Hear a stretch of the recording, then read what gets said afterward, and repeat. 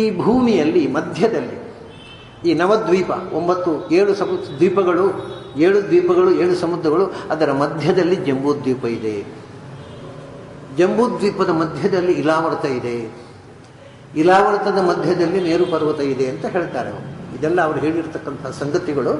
ಆ ಮೇರು ಪರ್ವತದಕ್ಕಿಂತ ಮೇಲಕ್ಕೆ ಮೊಟ್ಟ ಮೊದಲು ಗಂಗೆ ಬ್ರಹ್ಮಾಂಡದಿಂದ ಹೊರಗಿತ್ತ. ಬ್ರಹ್ಮಾಂಡ ಕಟಾಹಕ್ಕಿಂತ ಹೊರಗಿದ್ದ ಗಂಗೆ ಅದು ಮತ್ತೆ ಬಂತು ಕೆಳಗೆ ಬಂದು ಮೊದಲು ಧ್ರುವ ನಕ್ಷತ್ರ ಉಂಟಲ್ಲ ಅಲ್ಲಿಗೆ ಬಂದು ಇಳಿಯಿತು. ಮೊದಲು ಇಳಿದದ್ದು ಧ್ರುವ ನಕ್ಷತ್ರದಲ್ಲಿ. ತತ್ರ ಭವತಃ ಸಾಕ್ಷಾತ್ ಯಜ್ಞಲಿಂಗಸ್ಯ ವಿಷ್ಣೋ ವಿಕ್ರಮತಃ ವಾಮಪಾದಾಂಗುಷ್ಠ ನಖ ನಿರ್ಭಿಣ್ಣ ಊರ್ಧ್ವಾನ್ನ ಕಟಾಹ ವಿವರೇಣ ಅಂತಃಪ್ರವಿಷ್ಟ ಯಾ ಬಾಹ್ಯ ಜಲಧಾರ ತಚ್ಚರಣ ಪಂಕಜ ಅವನೇಜನ ಅರುಣ ಕಿಂಜಲ್ಕ ಉಪರಂಜಿತ ಅಖಿಲ ಜಗದ್ ಅಘ ಮಲಾಪಹ ಉಪಸ್ಪರ್ಶನ ಅಮಲ ಸಾಕ್ಷಾತ್ ಭಗವತ್ಪದೀತಿ ಅನುಪಲಕ್ಷ್ಯದ ವಚೋ ವಿರವಿಧೀಯಮಾನ ಅತಿಮಹತಾ ಕಾಲೇನ ಯುಗಸಹಸ್ರ ಲಕ್ಷಣೇನ ದಿವೋ ಮೂರ್ಧನ್ಯವತಾರ ಯತ್ತದ್ ವಿಷ್ಣುಪದಂ ಆಹುಹು. ಇದು ಗೀತೆ, ಅದು ಗಂಗೆಯ ಬಗ್ಗೆ ಅವರು ಕೊಟ್ಟ ಗದ್ಯಗಂಗೆ. ಅವರು ಹೇಳ್ತಾರೆ, ಭಗವಂತನ ಬ್ರಹ್ಮಾಂಡ ಕಟಾಹದ ತುದಿಯಲ್ಲಿ ಅದು ಬ್ರಹ್ಮಾಂಡದ ಹೊರಗಿತ್ತು ಗಂಗೆ, ಬಾಹ್ಯ ಜಲಧಾರ ಅಂತ. ಭಗವಂತ ತ್ರಿವಿಕ್ರಮನಾದಾಗ ವಾಮಪಾದಾಂಗುಷ್ಠನಕ ನಿರ್ಭಿಣ್ಣ ಊರ್ಧ್ವಾಹ ಅಂಡ ಕಟಾಹ ವಿವರೇಣ ಅಂತಃ ಪ್ರವಿಷ್ಟ ಯಾ ಬಾಹ್ಯ ಜಲಧಾರ. ಭಗವಂತ ತನ್ನ ವಿಶ್ವರೂಪವನ್ನು ತೋರಿಸುವುದಕ್ಕೋಸ್ಕರ ಬಲಿಗೆ ಏನು ಇಡೀ ಬ್ರಹ್ಮಾಂಡವನ್ನು ವ್ಯಾಪಿಸಿ ನಿಂತ. ಆಗ ಅವನ ಎಡಗಾಲಿನ ತುದಿಯಲ್ಲಿ ಬ್ರಹ್ಮಾಂಡದ ಕಟಾಹವನ್ನು ಒಡೆದು ಬಿಟ್ಟ. ಆಗ ಅದರ ಒಳಗೆ ನೀರು ಚಿಮ್ಮಿತು. ನಮ್ಮಲ್ಲೆಲ್ಲ ಮಳೆಗಾಲದಲ್ಲಿ ಸೋರುತ್ತಲ್ಲ ನೀರು ಒಳಗೆ ರಿಪೇರಿ ಮಾಡೋ ಹಾಗೆ ಅದು ಒಳಗೆ ಬಂತು. ಬ್ರಹ್ಮಾಂಡದ ಕಟಾಹದಲ್ಲಿ ಅವರ ಕಾಲ ತಾಗಿದ ಜಾಗದಲ್ಲಿ ಸೆರೆ ಬಿಟ್ಟು ನೀರು ಒಳಗೆ ಬಂತು. ಅದು ಗಂಗೆ. ಆ ಭಗವಂತನ ಕಾಲಿನಿಂದ ಹರಿದು ಬಂದ ಅದು ಹರಿಯ ಹೇಳ್ತಾರೆ ನೋಡಿ, ಅವನು ಹರಿಯ ಅಡಿಯಿಂದ ಹರನ ಜಡೆಯಿಂದ ಋಷಿಯ ತೊಡೆಯಿಂದ ಇಳಿದು ಬಾ ತಾಯಿ. ಹರಿಯ ಅಡಿಯಿಂದ ಹರನ ಜಡೆಯಿಂದ ಇವನ ಕಾಲಿಗೆ ಬಂತು, ಅವನ ತಲೆ ಕೊಟ್ಟ. ಯೌಚ ನಿಸ್ಸೃತ ಶರೀರ ಪ್ರವರೋಧಕೇನ ತೀರ್ಥೇನ ಮೂರ್ತಿ ಅಧಿೃತೇನ ಶಿವೋಭೂತ್. ಆ ಮಾಂಗಲಿಕವಾದ ಜಲ ಅದು ನನಗೆ ಬೇಕು, ಶಿವ ತಲೆಯಲ್ಲಿ ಇಟ್ಕೊಂಡ್ಬಿಟ್ಟ. ಅದು ಮೊಟ್ಟ ಮೊದಲು ಎಲ್ಲಿಗೆ ಬಿತ್ತು ಅಂದರೆ ಮೇಲಿಂದ. ಅದು ಹೇಳ್ತಾರೆ, ಯಚ್ಚರಣ ಪಂಕಜಾವನೇಜನ ಅರುಣ ಕಿಂಜಲ್ಕ ಉಪರಂಜಿತ. ಭಗವಂತನ ಕಾಲನ್ನು ತೊಳೆದ ನೀರು ಅದು ಮೊಟ್ಟ ಮೊದಲು ಬ್ರಹ್ಮಾಂಡ ಒಡೆದು ಒಳಗೆ ಬರುವಾಗ ಅದು ವಾಮಪಾದಾಂಗುಷ್ಠ ಅನ್ನೋದು ಒಂದು ವಿಚಾರ ಹೇಳ್ತಾರೆ. ಈ ತ್ರಿವಿಕ್ರಮಾವತಾರ ಬೇರೆ ಬೇರೆ ಕಲ್ಪಗಳಲ್ಲಿ ಆಗಿದೆ. ಈ ವರಾಹ ಕಲ್ಪದಲ್ಲಿ ಆದಾಗ ಎಡಗಾಲಿನಲ್ಲಿ ತುಳಿದಂತೆ, ಹಿಂದಿನ ಕಲ್ಪದಲ್ಲಿ ಬಲಗಾಲಲ್ಲಿ ತುಳಿದಿದ್ದಂತೆ.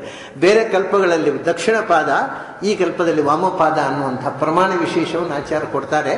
ಅದಿರಲಿ.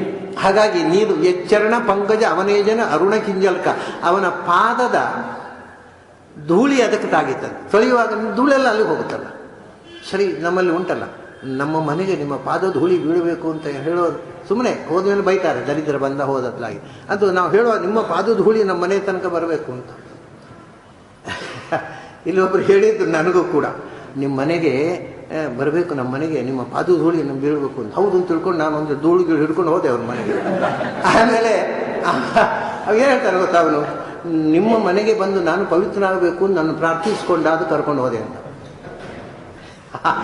ನಾನು ಅವನ ಮನೆಗೆ ಹೋಗಿ ಪವಿತ್ರ ಆಗಬೇಕು ನಾನು ಅವನು ಬೇಡಿಕೊಂಡಂತೆ, ಅದಕ್ಕೋಸ್ಕರ ಕರ್ಕೊಂಡು ಹೋದೆ ಅಂತ ಹೇಳ್ಕೊಂಡು ತಿರುಗಿದ.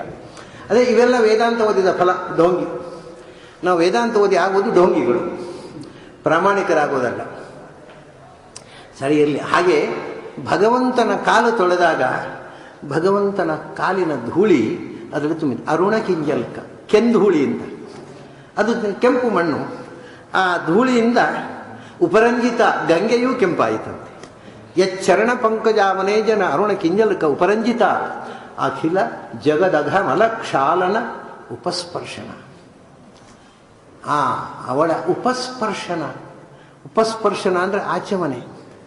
ಮೀಯುವುದಲ್ಲ, ಅವಳ ನೀರನ್ನು, ಒಂದು ಬೊಗಸೆ ನೀರನ್ನು ಕುಡಿದರೆ ಸಾಕು, ಅಖಿಲ ಜಗದ್ ಅಘಮಲಕ್ಷಾಲನ, ಸಮಸ್ತ ಜಗತ್ತಿನ ಪಾಪಗಳನ್ನು, ಒಳಗಿನ ಹೊರಗಿನ ಕೊಳೆಯನ್ನು ತೊಳೆಯುವ ಶಕ್ತಿ ಬರೀ ಆಚಮನಕ್ಕಿದೆ.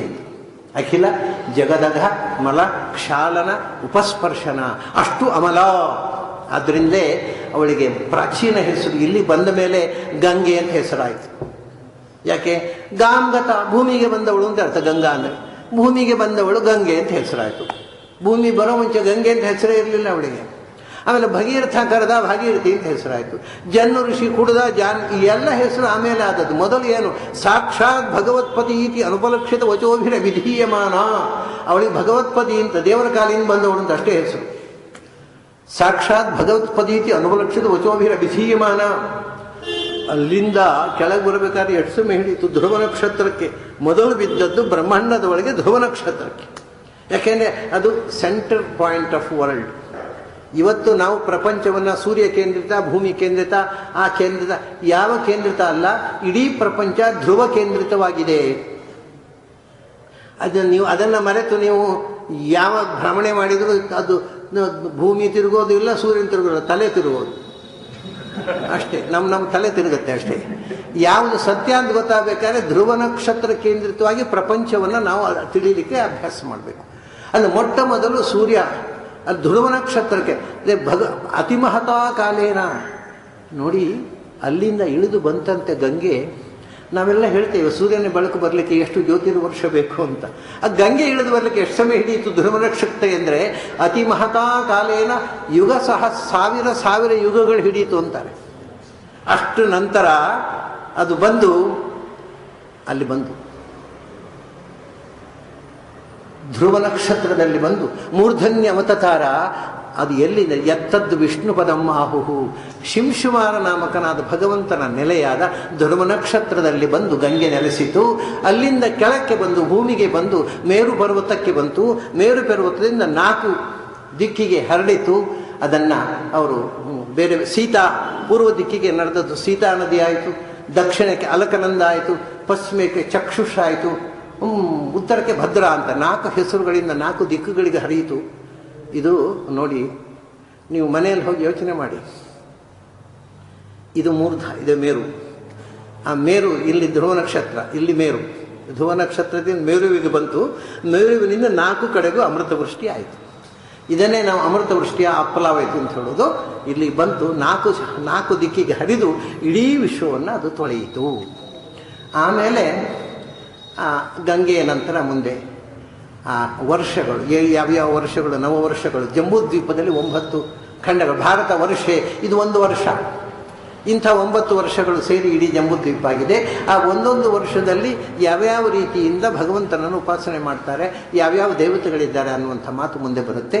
ಅದನ್ನು ನಾವು ನಾಳೆ ದಿವಸ ಸೇರಿದಾಗ ನೋಡೋಣ. ಅಲ್ಲಿ ತನಕ ನಿಮಗೆಲ್ಲ ಅಭಿನಂದನೆಗಳು ಮತ್ತು ಅಭಿವಂದನೆಗಳು.